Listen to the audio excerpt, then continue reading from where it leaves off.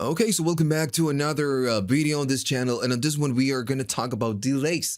It's the first video of the series I've released not so long ago. Tiny little video talking about different delay techniques. So on this video, we're going to expand that. We're going to talk about those techniques. Now, of course, the other video is just a 5-minute video, so you can just watch it and try it at home. But on this one, just going to do a little bit more explaining. Now, if you want to watch that short video, right here, I'm going to give you the link. So on this one, we are going to talk about the mixing with delays and using delays just to create a little bit of depth. So I have a tiny kind of arrangement right here. I'm going to go and play it.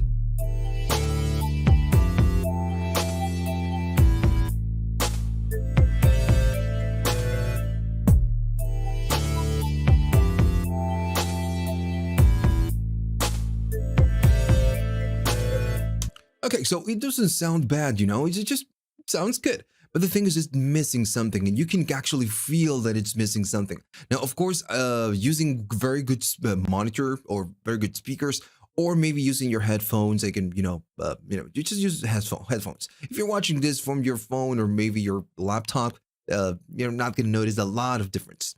It's okay, so this is missing something. And what is missing is a little bit of depth. So we can use delays to create depth. If I go right now and do play, adding a little bit of reverb, things are going to be a little bit better, right? Sounds a little bit more real.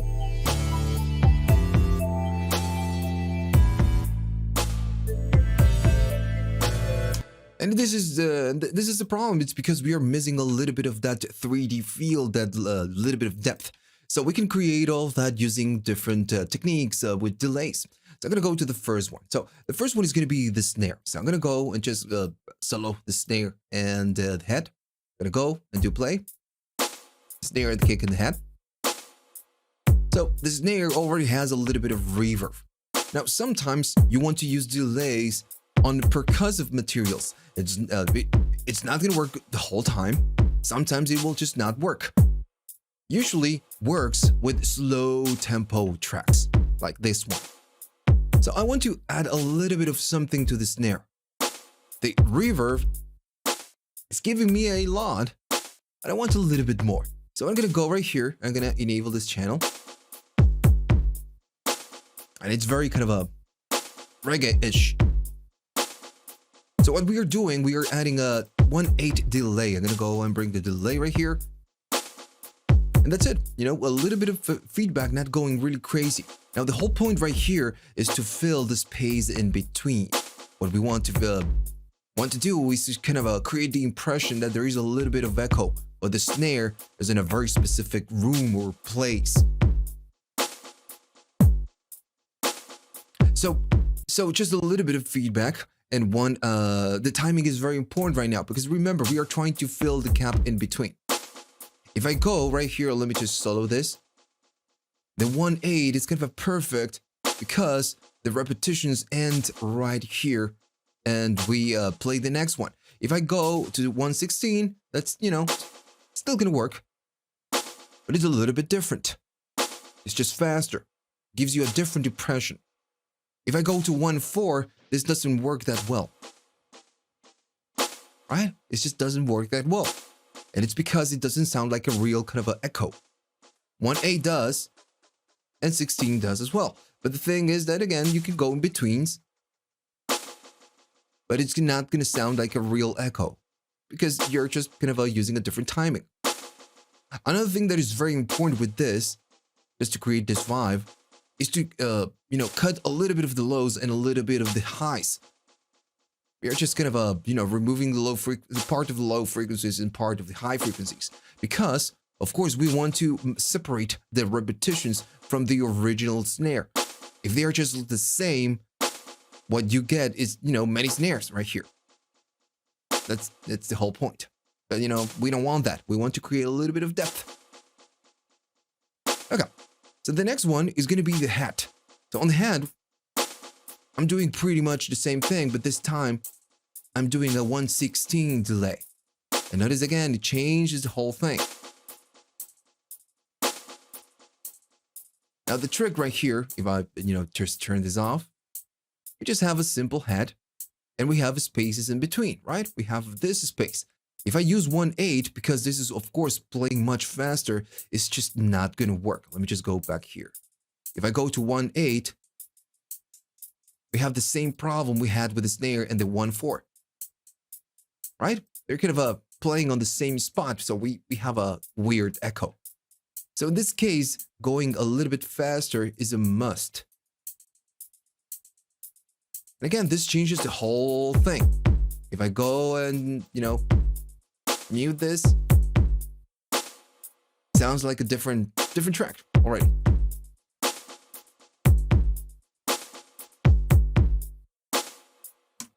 All right, so let's go to the next one. I'm gonna go to the pad. First, I'm gonna go to the pad and solo this.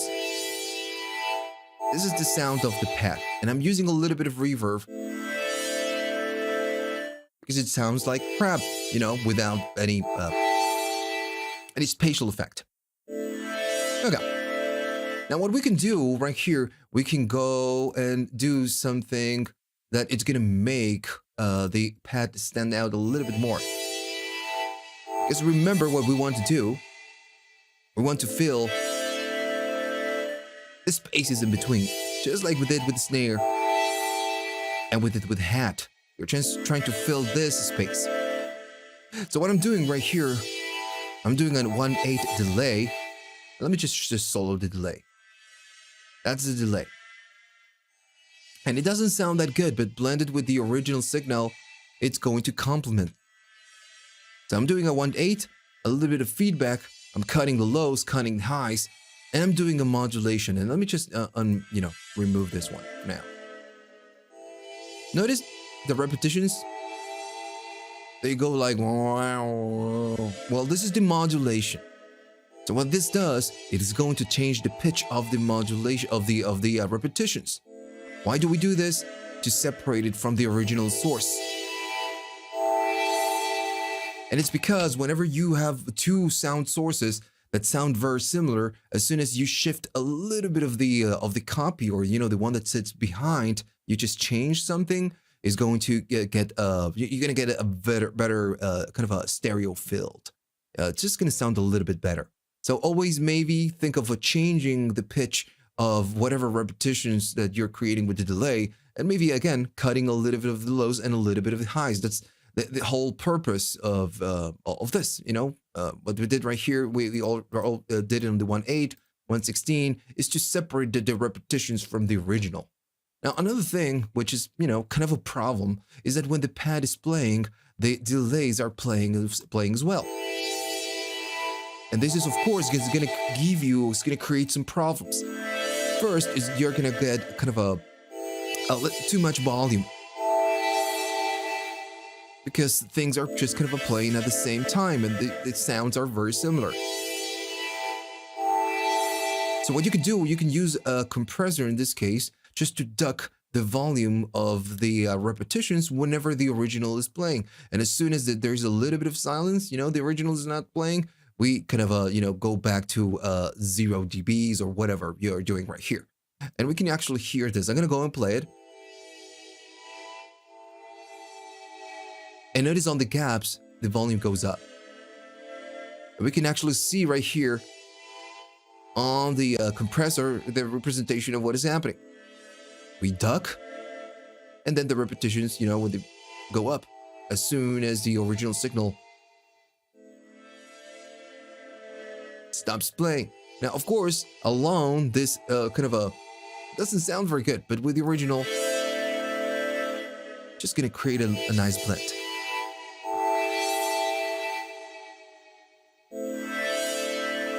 So another thing you can do, you can go right here and just cut a little bit of the lows. Just cut, we are kind of doing it right here already, but this is a little bit different. Now, notice that right here we get an M. What I'm doing is just cutting a little bit of the lower frequencies on the mid side of the track, because whenever you start adding delays and repetitions and creating this depth and enhancement on the stereo field, things are going to get a little bit washy, and this is going to create a problem with your whole track on the mono side. And I'm going to go and just, play it right now. Go play it. So this is the side. So this is the mono. Notice that they sound very similar. So sometimes that is a problem. But notice that if I go to the sides, we are getting a little bit more of the pad delay. And on the mono side, we get more of the original signal. And this is very important because your mono side of things on your track is very important. And this is doing, a lot of work. It's just cutting things we don't need in mono. We just need it on the sides because what we want to do is we want to create a little bit of depth. That's it. So always think about doing a little bit of cutting on the mid side. Just work the mid side within Q. So we're going to talk more about this.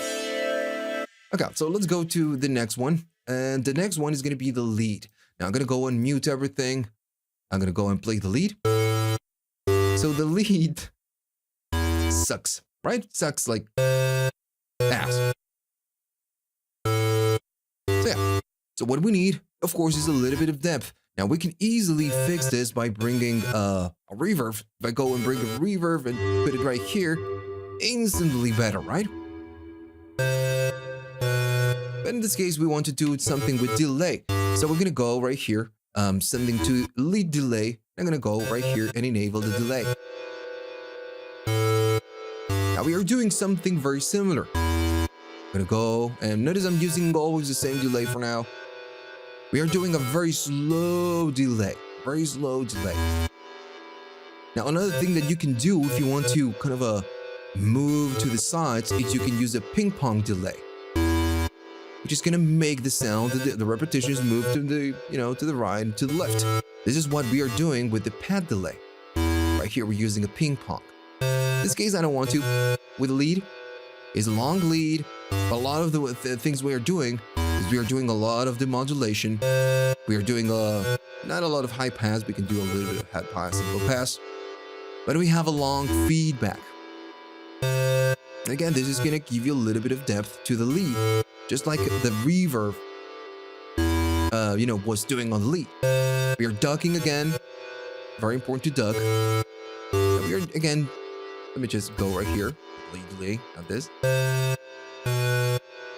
And again, we are cutting a little bit of the lows that we get from the delay. This is not the mid side. We are cutting pretty much all the lows.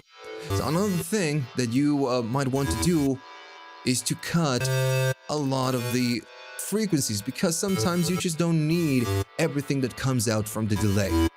But notice I'm just getting this part. And it sounds, alone it doesn't sound very good, but with the original sound, sounds good. So if you're having problems in your mono section because this delay is occupying a lot of space, what you might want to do is to cut, a little bit of the lows and a little bit more on the highs, right? So you can make a little bit of room for your mono and pretty much your whole track. Okay, so the next one is going to be the pluck. Let me just show you the pluck. So I'm going to go and play it. Let me just go up volume. And I'm doing a little bit of reverb right here. If I turn it off, it's very raw, right? Now the reverb is doing a lot for us. Now, one of the most kind of used techniques in the history of humankind is going to be the slapback delay. I'm going to go and play it. And notice this. It's not kind of one of those things that you say, oh yeah, man, I really hear what's going on. You just can, it's very, very mild, very mild. But this, again, this slapback delay gives you the impression that the pluck is playing on a very close space.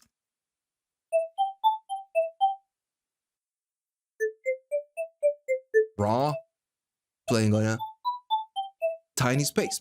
So the trick on the slapback delay is that you need to use very short, like very super short timings. Notice that if I go to the MS side of things, I'm doing 64, which is not a lot. Now, whenever you do this, and let me just go up volume right here a little bit. Now, you need to use short timings. That's the nature of the slapback delay. As soon as you start going up, you start getting into kind of the delay scenario, or maybe kind of a reverb-ish scenario. So now it sounds more like a delay, and we hear it and say, oh, okay, this is a delay. But whenever you go short, your perception is that this is playing on a very small space. And that's the whole trick. Now, again, the trick is that you must not use feedback. Feedback needs to be all the way to 0. Because if I go up, it's going to give you this sound. Now, of course, this is not a bad sound. Yeah? I mean, it's cool. But it's not a slapback delay. Now, the trick, the problem is that how do you know what to use right here? Which values you need to put? Well, you can go by ear, you can go and try to adjust it by ear. It's usually between kind of a 60 something and a 90. And this depends on the BPM of your track, or whatever the, the original sound, in this case, the chords, is doing. But, luckily, some reverbs, they give you, of course, this. You can, sync it to your BPM. So this one, of course, it's going to sync it to your tempo. Now, if you still want to use the MS side of things, you can go to a web page. Let me just go and show you right here. So if you go to the web and type, reverb and delay time calculator, it's going to give you this. You're going to need to enter your tempo. Notice that this is 117. And this is going to give you the amount of milliseconds so you can fit it on the correct note value. So if we wanted to do slapback, 64, remember, was okay, was, the slapback kind of a, rate, and is 132s. So that's it. So it's going to be 64.1. So I'm going to go right here and go to 64. And I know that the timing is going to be correct. Now, of course, you can do 64, 66. It doesn't matter. It's still going to work. Now, some delays, they can sync it. Notice that if I go to the BPM, it already knows that this is 132s. But not all, notice it's 132. So, not all delays can do this. That's why I'm showing you that web page, right? Because now you can go calculate your delay times and just type it right here, and you will know that you're going to be on the correct timing. And this works for reverbs as well. For example, if I go right here to the Valhalla reverb, and you say, I want this reverb, I want it to sound good, what am I going to do with the pre-delay, right? Well, same thing. You're going to go right here. You're going to calculate based on your time, how long is going to be the pre-delay. It's going to be 64, 32. It's usually very close, like 64 or 128 is usually this. Whenever you use this, you're kind of separating the reverb too much, but sometimes it works. For example, on synthwave, whenever you use kind of a plate reverbs, sometimes the 128 works very well on snares. But now that by doing this and calculating your tempo, you're going to be always setting the right MS value on the delay and the right pre-delay on your reverbs. So that's not a problem anymore, right? Anyway, so the next thing on the list is going to be choose the right delay for the vibe that you want. I'm going to go back to the snare. I'm going to go and play it. And we know that this one worked, going to go and, do this one. And I like this one, right? And I'm using the H delay. Now, of course, not every delay is going to give you the same sound. I'm going to go and turn it off, and I'm going to bring a different one. So this is the Echo Cat from Waves Factory. Notice how different it sounds. Just super different.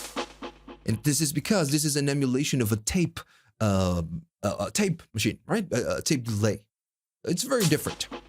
And it changes the vibe of what you're doing. So knowing what your delay does, or what the delay is very important.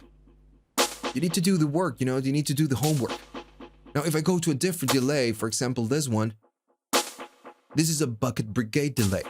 All the repetitions are gonna come out of decay or are gonna go and fade out. And this is very normal for this kind of a delays. This is the style of this delay, which is a bucket brigade delay. Same thing with the tape. You have right, let me just bring it right here, a plexi tape. This is an emulation of an echoplex. One of the most revered, delays ever in history. I had, the original one. The thing is that it's so old that it just never works. But well, But again, different delays are going to give you different vibes. That's why having many or just different delays on your arsenal are going to really, really help you. And one of the best delays, let me just find it right here first. This is a great delay. Not because it sounds good, of course it sounds good, but the thing is that it gives you different types. Notice it gives you echoplex, a space echo, tape, cheap tape, memory man. It gives you different types of delays so you can catch different vibes. And you need to master them. You need to listen and know how an echoplex sounds and space echo. And this comes with playing around and a little bit of experience. So that's going to be the next technique for this one. Just know your delays.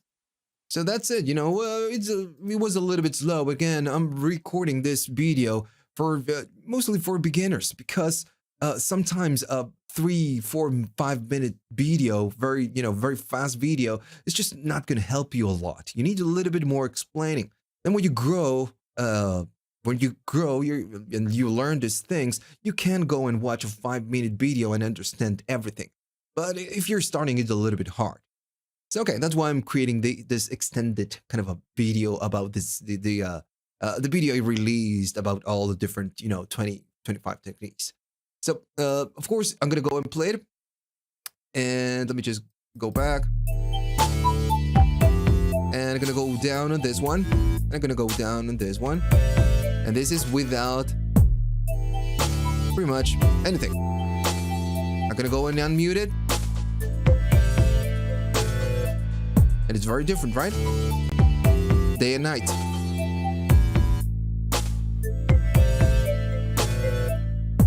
Now, of course, we have a log right here. So sometimes make sure that you have the right volumes. Maybe it's just too loud, right? If I go too loud, let me just go and do play. This is just too loud, right? It's sitting on top of the original arrangement. It's just not gonna work. So you need to, manage your volumes. So maybe this one is going to be a little bit higher. This one is going to be a little bit like that. The pad delay I wanted in the background. Same thing with the snapback, maybe something like there.